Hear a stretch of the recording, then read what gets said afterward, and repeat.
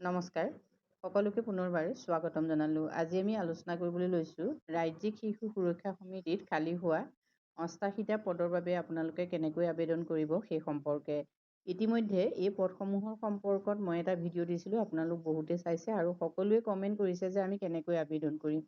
যিহেতু আবেদন ইয়াত অফলাইন হ'ব, গতিকে অফলাইনৰ বাবে আপোনালোকে এখন আবেদন ফৰ্ম পাব। সেই ফৰ্মখন মই ডেছক্ৰিপশ্যন বক্সৰ লিংকত দি দিম, তাৰ পৰা আপোনালোকে ডাউনলোড কৰি ল'ব পাৰে। আৰু 10 জুলাইৰ ভিতৰত আপোনালোকে আবেদন কৰিব লাগিব। পদ আছে 88টা আৰু পদসমূহ হ'ল চেয়াৰপাৰচন, মেম্বাৰ আৰু ছ'চিয়েল ৱৰ্কাৰ। এই পদসমূহৰ বাবে যিহেতু আপোনালোকৰ বয়স 35 বছৰৰ পৰা 62 বছৰৰ ভিতৰত হ'লেও আপোনালোকে আবেদন কৰিব পাৰিব। গতিকে বহুতেই যিহেতু ইণ্টাৰেষ্টেড হয়, আপোনালোকে ফৰ্মখন কেনেকৈ ফিল আপ কৰিব সেই সম্পৰ্কত মই দেখুৱাই দিছোঁ। আৰু যদি এইখন হ'ল এপ্লিকেশ্যন ফৰ্ম, এই ফৰ্মখন আপোনালোকে চাওক। ইয়াত চাওক, post applied for chairperson, member, social worker. এতিয়া আপোনালোকে কোনটো পদৰ বাবে আবেদন কৰিব খোজে। যদি আপোনালোকে চেয়াৰপাৰচনৰ বাবে আবেদন কৰিব খোজে, তেতিয়াহ'লে আপোনালোকে চেয়াৰপাৰচনটোত টিক মাৰ্ক দিব লাগিব। বোলে যদি নহয় আপোনালোকে মেম্বাৰৰ বাবে কৰিব খোজে, তেতিয়া মেম্বাৰত দিব। নহয় বোলে ছ'চিয়েল ৱৰ্কাৰৰ বাবে কৰিব খোজে, তেতিয়া ছ'চিয়েল ৱৰ্কাৰত আপোনালোকে টিক মাৰ্ক দিব। পদসমূহ যিহেতু CWC আৰু JJB এই দুয়োটাই এটাৰ পদৰ বাবে আপোনালোকে আবেদন কৰিব পাৰিব। গতিকে ইয়াত কোনটোত কৰিব সেইটো আপোনালোকে টিক মাৰ্ক দিব। নেক্সট আহিলে ফুল নেম। ফুল নেমত আপোনালোকে নিজৰ নাম দিয়ক। নেক্সট আহিলে পাৰ্মানেণ্ট এড্ৰেছ, পাৰ্মানেণ্ট এড্ৰেছ আপোনালোকে লিখিব। নেক্সট আহিলে প্ৰেজেণ্ট এড্ৰেছ, প্ৰেজেণ্ট এড্ৰেছ আপোনালোকে লিখিব। যদি আপোনালোকৰ পাৰ্মানেণ্ট আৰু প্ৰেজেণ্ট দুয়োটা এড্ৰেছ একেই হয়, তেতিয়া ডু বুলি উল্লেখ কৰিলেও হ'ব। নেক্সট আহিলে ডেট অফ বাৰ্থ। এতিয়া ডেট অফ বাৰ্থ আপোনালোকে চাওক, ডেট অফ বাৰ্থ ইয়াত আপোনালোকে ডেট অফ বাৰ্থ উল্লেখ কৰিব। এজ প্ৰুফৰ বাবে আপোনালোকে SSLC যিখন চাৰ্টিফিকেট সেইখন দিলেই হ'ল। নেক্সট আহিলে age on the date of application. এতিয়া আপোনালোকৰ এপ্লিকেশ্যন কৰাৰ সময়ত বয়সটো কিমান সেইটো উল্লেখ কৰিলে। নেক্সট এডুকেশ্যনেল কোৱালিফিকেশ্যন, আপোনালোকে এডুকেশ্যনেল কোৱালিফিকেশ্যন উল্লেখ কৰক। প্ৰফেশ্যনেল কোৱালিফিকেশ্যন আপোনালোকৰ উল্লেখ কৰিব। নেক্সট কণ্টেক্ট নাম্বাৰ দিয়ক।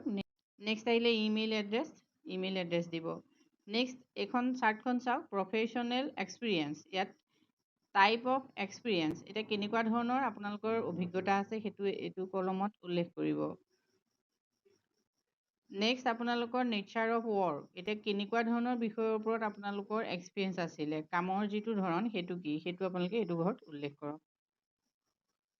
নেক্সট আহিলে work experience on child right issues, শিশুৰ অধিকাৰ সম্পৰ্কত আপোনালোকৰ কেনেকুৱা ধৰণৰ ৱৰ্ক এক্সপিৰিয়েঞ্চ আছে সেই সম্পৰ্কত যিহেতু আপোনালোকে দিব লাগিব। ইয়েৰ অফ এক্সপিৰিয়েঞ্চ, ইয়াত আপোনালোকে ইয়েৰ অফ এক্সপিৰিয়েঞ্চ দিয়ক। যদি বোলে মোৰ 2 বছৰৰ ইয়েৰ অফ এক্সপিৰিয়েঞ্চ, আপোনালোকৰ বোলে 2টা বছৰ এক্সপিৰিয়েঞ্চ, তেতিয়া আপুনি ইয়াত 2টা বছৰ উল্লেখ কৰিব পাৰিব। নেক্সট আহিলে টাইপ অফ এক্সপিৰিয়েঞ্চ, আপোনালোকৰ এক্সপিৰিয়েঞ্চ কেনেকুৱা ধৰণৰ সেইটো উল্লেখ কৰক।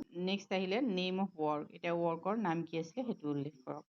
যদি আপোনালোকৰ চাইল্ড ৱেলফেয়াৰ কমিটিৰ অধীনত কিবা এক্সপিৰিয়েঞ্চ আছিলে, তেতিয়াহ'লে আপোনালোকে উল্লেখ কৰিব। এতিয়া এক্সপিৰিয়েঞ্চ কেতিয়াৰ পৰা আছে, মানে ধৰি লওক আপুনি কোন চনৰ পৰা এই সমিতিৰ অধীনত কাম কৰিছিলে সেইটো ইয়াত উল্লেখ কৰিব।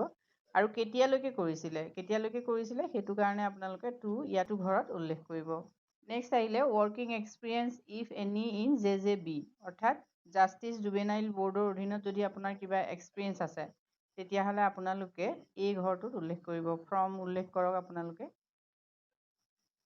নেক্সট কেতিয়াৰ পৰা আপুনি কৰিছে আৰু কেতিয়ালৈকে কৰিছে সেইটো উল্লেখ কৰক।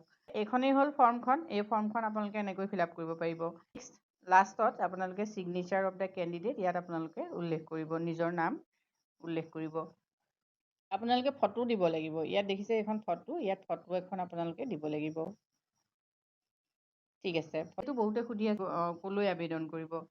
প্ৰতিটো ডিষ্ট্ৰিক্টৰ চাইল্ড ৱেলফেয়াৰ কমিটিৰ যিটো অফিচ আছে, তাত চাইল্ড ৱেলফেয়াৰ কমিটিৰ অফিচাৰৰ হাতত আপোনালোকে ডকুমেণ্টছ উইথ এপ্লিকেশ্যনখন ছাবমিট কৰিব লাগিব। আৰু এই ছাবমিশ্যন আপোনালোকৰ 10 জুলাইৰ ভিতৰত হ'ব লাগিব। যদি ইয়াৰ পাছতো আপোনালোকৰ কিবা জানিব লগা আছে, তেতিয়াহ'লে কমেণ্ট কৰি জনাব। আজিলৈ ইমানেই, ধন্যবাদ।